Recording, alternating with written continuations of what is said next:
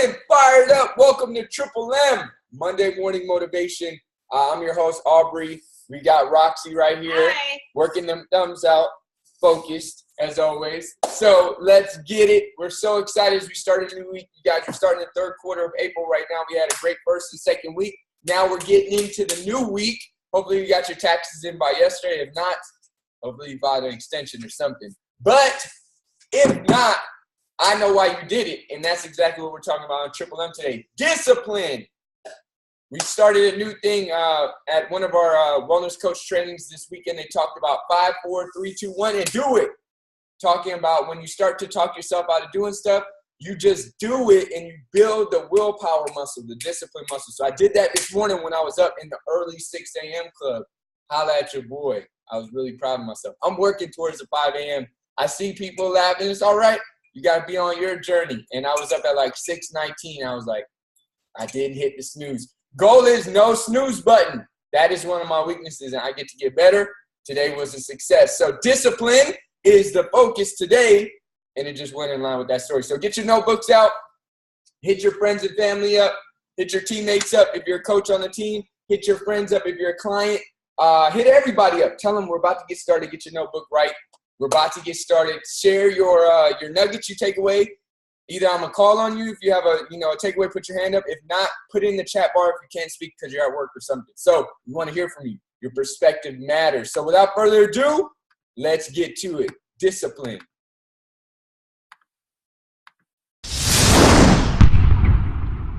Discipline. Discipline. Discipline. Discipline. Discipline. Discipline. Discipline. Discipline. Discipline. Discipline. Hello, Believe Nation. Today we're going to talk about how you can develop discipline. And as always, guys, as you're watching, if you hear something that really inspires you, please leave it down in the comments below. Put quotes around it as well so other people can be inspired. And when you write it down, it's much more likely to sink in for yourself as well. Enjoy.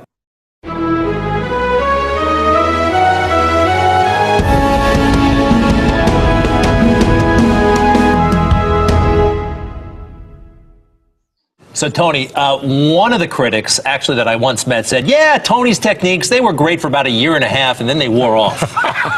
What do you say to that, folks? It's real simple. If you don't work out, you don't get a muscle, right? So I always tell people there's a daily practice like priming. If you don't do that, if you get up and you just have no discipline whatsoever, you get no value of anything. Your diets don't work when you don't do them. Exercise doesn't work when you don't do them. But most of the people have some experiences that they want to shift.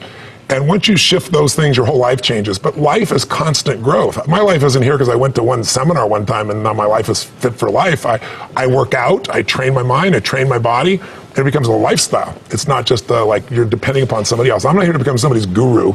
I'm not here to give them a gift. I'm here for them to open up their own gifts. And that's really what my work has been. I've never met a person who was not successful that didn't have a great amount of self-discipline within their life. Self-discipline and being able to perform and being able to keep your life on schedule and being able to keep commitments and promises and meet deadlines is essential to success. None of us can afford to have a life that is controlled by someone else or a life that is basically controlled by our emotions. I learned many years ago that there are two kinds of people. There's the type of person who says, I'm going to wait till I feel like it before I do it. And then there's a person who says, I've got to do it so that I feel like it. One will never get anything done because they're still waiting to feel the moment to move. And the other person says, no, I need to move, and then I will begin to feel the moment. Sonia, self-discipline is essential in your life and in my life if we're going to get things done. So I have a challenge for every one of you this weekend. The challenge is simple. As you go through your weekend, and sometimes it's kind of hopefully an easier time of your week, ask yourself, am I practicing self-discipline in my life? Am I doing the things that I should do because I need to do them, or am I kind of waiting to feel the moment? Do like our friends Nike say, just do it. How different do you think your career and possibly your life would have been had you not embraced the physical fitness part early on? Oh man, it just gives me, between my physical fitness and my faith, I have so much discipline in my life. And I have such a positive outlook on life and, the opportunities that I have and the things that I've been able to accomplish in my life. So it starts out, I'm up at 4:30 in the morning. I'm in the kitchen having breakfast. 5 o'clock, I'm in the gym. 6:30, I've already had another shake. And 7:30, I'm eating a couple turkey burgers, dropping the kids off at school. And by 9 o'clock, I'm having another meal. And I've already been to church and worked out. And, I feel like there isn't anything that I can't accomplish. When I was in high school, I must have been maybe 16 or 17 years old. And I went rock climbing in El Dorado Canyon, near where I grew up in Boulder. I'd been climbing about 3 or 4 years, and I went to do a climb called T2. Now, at the time, T2 was a relatively difficult climb. And I went at it with a kind of an arrogant lack of preparation. And I hadn't prepared for being able to do certain kinds of finger cracks. I'll figure it out when I get there. And I also didn't pause, and this is that thing about boldness and discipline, I didn't pause to really double check all my systems. Okay, so I'm on the 4th pitch. I'm about 400 feet above the ground. I'm going across this slanting crack system that I started to have trouble with. My forearms started to engorge with blood and lactic acid, which means at some point, even if you're on a big hold, your hands are going to melt off. Okay. And I'm about to fall. I'm 400 feet above the ground. But it should be okay because there's protection. I'm tied into the rope. I may take a fall, but I'll get caught. For some reason, and to this day I still don't know why, my brain triggered that I should look at my knot. And I looked down at my knot. My knot had come untied. I had made the mistake of never really thinking about the best knot for certain types of situations, and I tied him with what's a bowline. Now, the advantage of a bowline is it's easy to untie, right? The disadvantage of a bowline is it's easy to untie. It had come untied as I kept moving across. And it is just hanging in my harness. I'm seconds away from falling. Only now I will die. I will die if I fall off. My forearms are melting. And the knot had come untied. And so I called down to my partner. I said, my knot came untied. What is he going to do? He can't do anything. He'll just watch me fall to my death. And there was an old fixed piton in the rock that we put there from the first descent, an old soft iron piton, and I looked at it, and I probably had 15, 20 seconds before my hands would unwrap, if that, maybe 10. I took a runner, and I clipped it into the piton. I clipped the piton into my that runner into my harness, and just went, please hold. And I let go. And it held. Okay. I put in a backup. I grabbed the knot, retied it, went to the ledge. It didn't convulse. I was very calm at that moment. When I got to the ledge, I went into convulsive shaking. I was sick to my stomach for days because of the whatever happens chemically. What I learned from that is 2 things. The first is that when you're in an unforgiving world, when gravity is unforgiving, it doesn't care. It never takes a day off, ever. And if you make one mistake, it can kill you. If it's the wrong kind of mistake. And what I learned is that sense of, yeah, I want to do adventurous things. I want to climb rocks. I want to be in Yosemite. I want to do things that get my adrenaline going. But I need the discipline to always do all the right preparation, to always think about the right knots, to always be cross-checking my system so that I can do those bold things and stay alive in an unforgiving environment. And as you and I spoke about earlier today, I think that's the rest. I think we're all heading into an unforgiving environment where we're going to have to be both bold and disciplined. The second thing I learned, what if that piton had not been there? We might not be here together. It was just by chance that piton was right there. And what you realize when you rewind the tape of your own life is that there are these crucial moments where if the luck had gone the other way, you might have gotten killed. And so what you have to do is to always be putting those extra disciplines in place, because I was lucky to live. And what I took from that is I never want to have to be lucky to live again. I want to live because of my discipline, not because of my luck.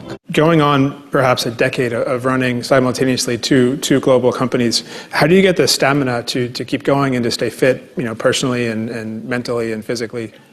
Well, somebody said with little discipline, you do little things. With a lot of discipline, you do a lot of things. And with total discipline, there is nothing which you cannot do.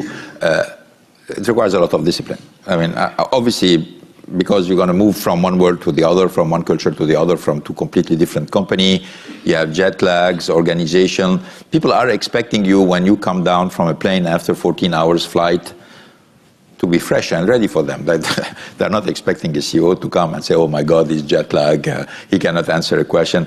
They want you to be on the go all the time. So this requires a lot of discipline. You have to organize yourself. If you know you're going to do this job and you accept the job, you have to organize yourself in order to do it. It's tough, but there is a solution. There is a solution for it. But it requires a lot of choices, personal choices. There are a lot of things you cannot do. There are a lot of things you can do, but you're going to do them within a certain order, but particularly with a lot of discipline.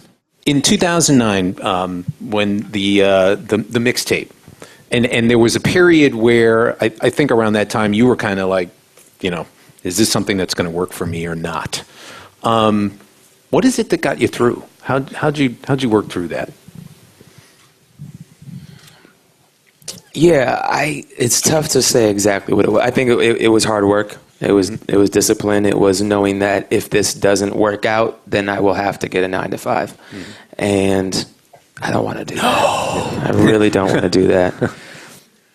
And it was working with Ryan and putting everything into the music. And, leading up to that point, I think that you have to look at my track record. I had always wanted to get sober. I could never get sober. I couldn't make music while I was under the influence of drugs or alcohol. Finally got sober in 2008, got out of rehab and was like, all right, this is it. I've wasted years of my life. And if this is going to work, it has to work now. There's no alternative. And I met somebody that had the same dedication as me, that put everything into the music, everything into the craft, and didn't go out, didn't really have many friends. Just kidding. We only hang out with each other. No, it's somebody that wasn't gonna, be like, I was, up until that point, I was making music with people that were constantly putting their priorities into getting cooler people. Right. No, not at all. Yeah. Getting loaded or chasing women or whatever, and that's what I did for a long time, and it led me to being broke and in rehab and moving back into my parents' house, which is awesome. But I wanted a career, and Ryan was somebody that had the same discipline, and sacrificed everything. What my dad always told us when we were growing up, that if you earn $1 and you don't save anything, if you earn $1 billion, you won't save anything. And so that discipline of investment, keeping something, don't consume everything you get, actually helped me significantly. Those star moments that, fill the highlight reels and, leave an audience in awe to watch. Oh, wow, play that again. I want to see that. Those seconds are built on thousands and thousands and thousands of hours that a lot of people wouldn't think are worth adding to a highlight reel. Basic fundamentals being applied over and over and over and over again. Getting up a certain time, doing certain things, cooking your meals, going to, do your cardio, walking through the disciplines, keeping the checklist, and staying on top of them. Those are the things that, when you string them together, start to create a day of efficient action. The more likely you are to string those days of efficient action together, the more likely it will be that you can set up your own success. How would you personally describe your style of leadership? Close to the human being. I think discipline is very important, but discipline is relative, especially when you work together with young players. yeah, never lose the target. I don't know how to say it. Never lose the target. Always stay focused on it. So that's pretty clear, because and always, think it's still possible. So that's not the right word in English, but for sure, believe. It's a little bit different to believe. Belief is you can believe in something, but you can lose belief quite easily. So to be stronger in the bad moments, things like this. I always wanted to win the World Cup. That was the reason I started. And as the time went by, I started enjoying cricket, and I started realizing the challenges of cricket. And my coach was instrumental, and along with my brother, to my elder brother Ajit, to make me realize the importance of leading a disciplined life, a focused life, and to make me push harder. They found reasons, and even towards the end of my career, I followed that formula. If I scored runs, let the rest of the world talk about it. I think about the next game. And that, right from my school days, became an unwritten formula, an unwritten law at home, that we don't talk about last game, we talk about next game. And however many runs I scored, I wanted to go out and score more than that. So if I didn't score, I would have a restless night. If I scored runs, I would still have a restless night, thinking that how am I going to score more? And that's how it all happened. I mean, I normally don't discuss numbers, but this is something that I must share with all of you. Towards the end of my school cricket career, I already started playing first class cricket. And the last season, I can proudly say that I averaged 1,025, because I only got out once in the whole season. And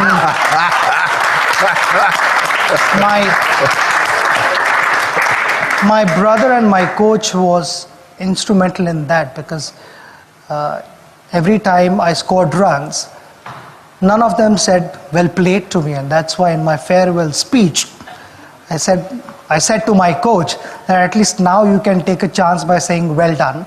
There are no more matches in my career, but something that I lived for was appreciation from my coach and my brother, which never happened. I mean, and that was something which sort of kept me giving my best all the time.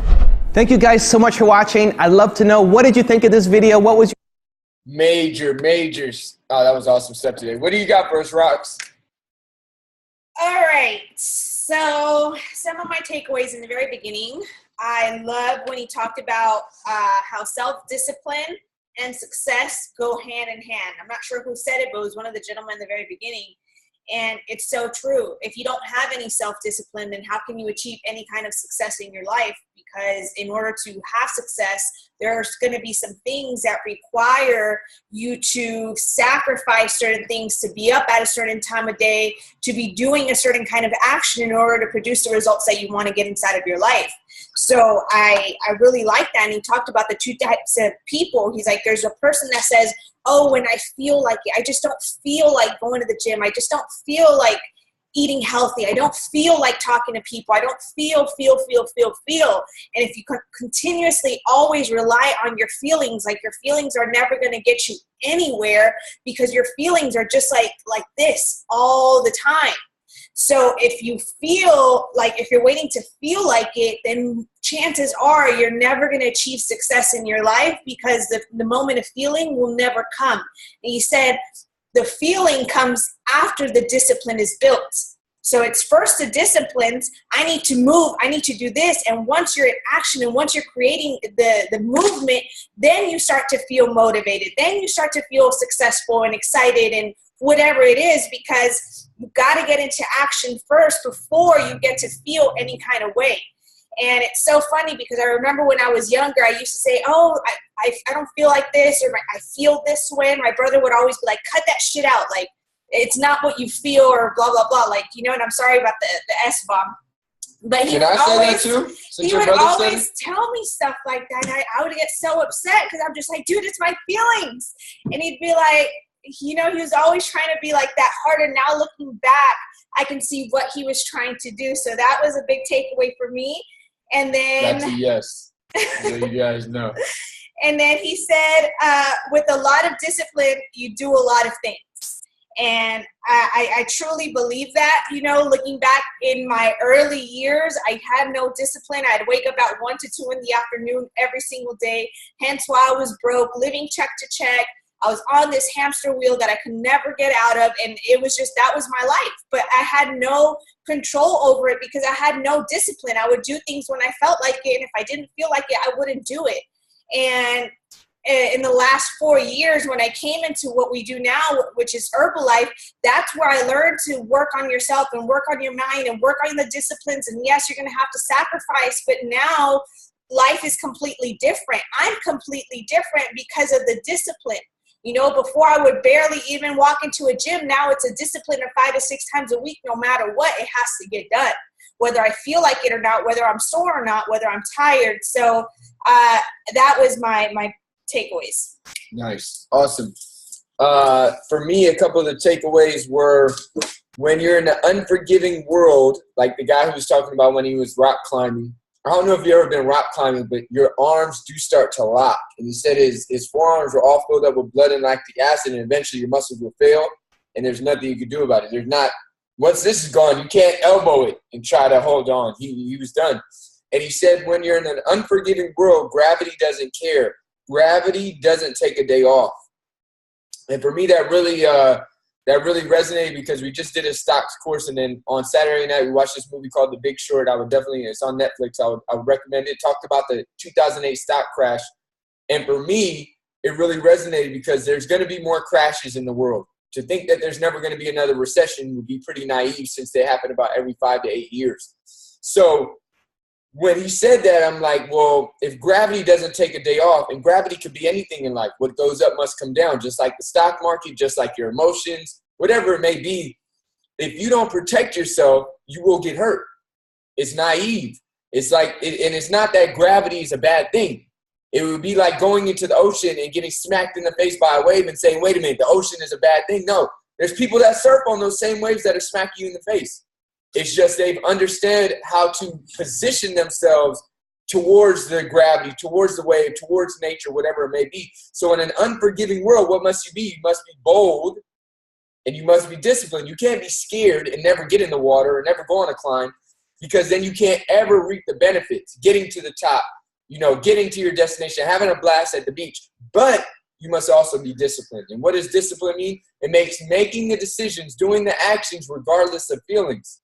So when there's another video by Eric Thomas that really changed my life, when he was talking about when he went into the church and really became a believer, he talked about the principles that they gave him.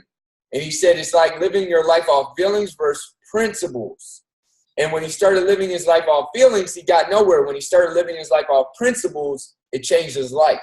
And that really resonated for me, because there has been times when I've been less disciplined, doing what I want, when I want, how I want, with who I want, and wherever I want. And I wound up wherever. And then as I started to incorporate more discipline to my life, whether it be through fitness, whether it be through reading, whether it be through saving, whether it be through whatever, the cool thing about this, you guys, is that how you do anything is how you do everything. So as you pick one, you don't have to pick everything in your life at the same time. You have to say, hey, I'm going to get a whole disciplined life today. You pick one thing, and it's like that weight you pick up first in the gym. The 5 pounds feels heavy, but you just start with 5 pounds on one exercise, your whole body starts to get stronger. Why? Because your whole body has to stabilize you as you lift that 5 pounds. So you may think you're just doing curls, but you're actually working core. You're working your back. You're working your legs, which are holding you up. So your whole body, aka your whole life, is starting to gain strength.